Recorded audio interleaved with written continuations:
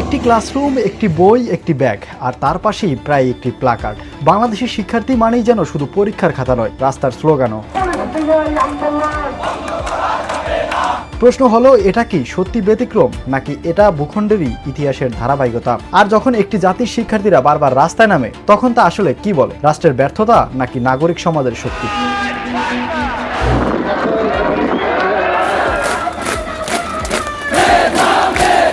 গল্পটা আজকের নয়। 1952 সালে ভাষার অধিকারের জন্য রাস্তায় নেমেছিল এই ভূখণ্ডের শিক্ষার্থীরাই। এরপর 1969-এর গণ অভ্যুত্থান, 1971-এর মুক্তিযুদ্ধে ছাত্রদের ভূমিকা, 1990 স্বৈরাচার এরশাদের পতন। প্রতিটি বাকি সামনের সারিতে ছিল ছাত্ররা।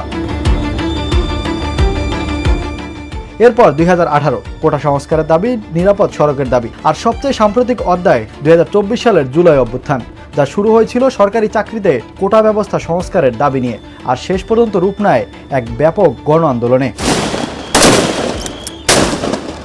এই আন্দোলনে প্রাণহানির সংখ্যা ছিল উদ্বেগজনক। শুধু ঢাকাতেই অন্তত কয়েক ডজন মানুষ নিহত হন সংঘর্ষে। দেশ জুড়ে সেই সংখ্যা আরও বেড়েছিল।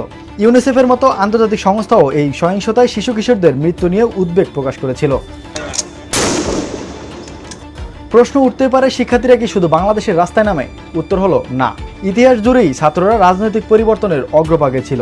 ফ্রান্সের মে 68, দক্ষিণ কোরিয়ার গণতন্ত্র আন্দোলন, চিলির শিক্ষা সংস্কার আন্দোলন, হংকংয়ের ছাতা আন্দোলন, সাম্প্রতিক শ্রীলঙ্কার অর্থনৈতিক সংকট বিরোধী আন্দোলন।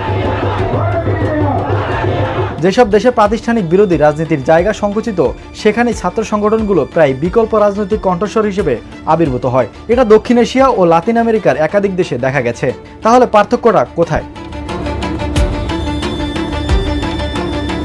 পার্থক্য সম্ভবত মাত্রায়, ধারাবাহিকতায় আর ফলাফলে। বাংলাদেশের ছাত্র আন্দোলন শুধু বিক্ষিপ্ত ঘটনা নয়, এটি বারবার সরকার পতনের কেন্দ্রবিন্দুতে পরিণত হয়েছে, যা তুলনামূলকভাবে কম দেশেই ঘটে। এখানেই আসল বিতর্ক। একদল বিশ্লেষক মনে করেন, ছাত্র আন্দোলনের এই পুনরাবৃত্তি রাষ্ট্রীয় প্রতিষ্ঠানগুলোর ব্যর্থতারই প্রতিফলন। এই যুক্তি অনুযায়ী, যখন সংসদে কার্যকর বিরোধী দল থাকে না, যখন ছাত্র সংসদ নির্বাচন দশকের পর দশক বন্ধ থাকে, যখন প্রশাসনিক অভিযোগ নিষ্পত্তির স্বাভাবিক পথ কার্যকর নয়, তখন রাস্তাই হয়ে ওঠে একমাত্র মাধ্যম। ঢাকা বিশ্ববিদ্যালয় ছাত্র সংসদ ডাকসু নির্বাচন প্রায় 3 দশক বন্ধ ছিল, যা অনেকের মতে শিক্ষার্থীদের বৈধ প্রতিনিধিত্বের জায়গায় সংকুচিত করেছে।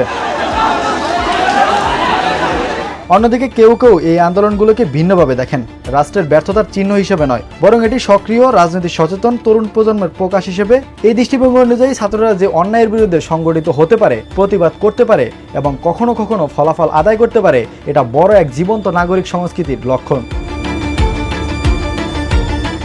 তৃতীয় একটি দৃষ্টিভঙ্গি বলে, দুটোই সত্য হতে পারে একসাথে। দুর্বল প্রতিষ্ঠান আন্দোলনকে অনিবার্য করে তোলে, আবার সেই আন্দোলনই মাঝে মাঝে পরিবর্তনের একমাত্র বাস্তব হাতিয়ার হয়ে দাঁড়ায়। 2024 সালের অভ্যুত্থানের একটি বড় উদাহরণ হলো, এটি শুরু হয়েছিল একটি নির্দিষ্ট দাবি নিয়ে, কিন্তু ক্রমেই তা রূপ নেয় বৃহত্তর রাজনৈতিক পরিবর্তনের আন্দোলনে, শেষ পর্যন্ত যা তৎকালীন সরকারের পতনে গিয়ে ঠেকে।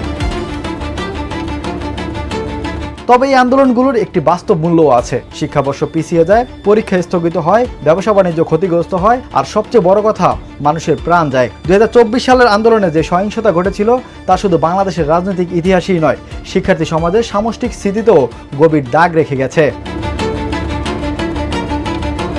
তাহলে প্রশ্নটা রয়ে যায় খোলা, বাংলাদেশের শিক্ষার্থীরা কি বেশি আন্দোলন করে, নাকি তাদের কণ্ঠস্বর অন্য মাধ্যমে পৌঁছানোর পথ কম? এই আন্দোলন কি রাষ্ট্রের ব্যর্থতার প্রতিচ্ছবি, নাকি একটি জাতির আত্মরক্ষার সহজাত প্রবৃত্তি? উত্তরটা হয়তো এক কথায় নেই, কিন্তু একটা কথা স্পষ্ট, যতদিন প্রতিষ্ঠান আর রাস্তার মধ্যে দূরত্ব থাকবে, ততদিন এই ক্লাসরুম রাজপথেই থেকে যাবে। Imran Hossain, the news.